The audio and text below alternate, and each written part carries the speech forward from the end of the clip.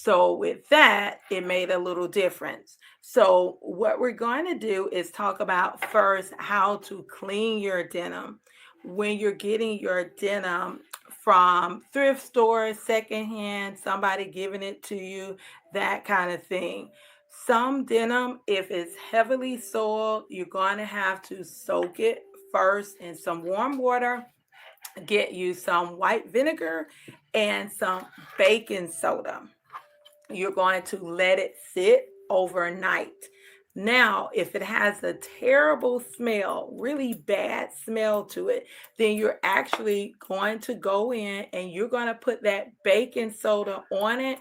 No water, just put the baking soda on it and allow the baking soda to actually start absorbing that odor. So the next morning when you wake up, what's going to happen is it's going to have absorbed that odor, and now you can actually do your vinegar process and wash it.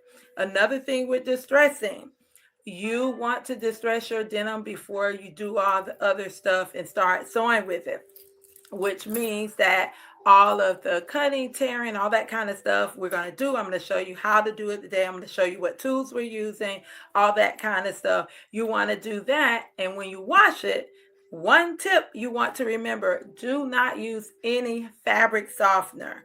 Fabric softener is going to make it harder for you to distress it.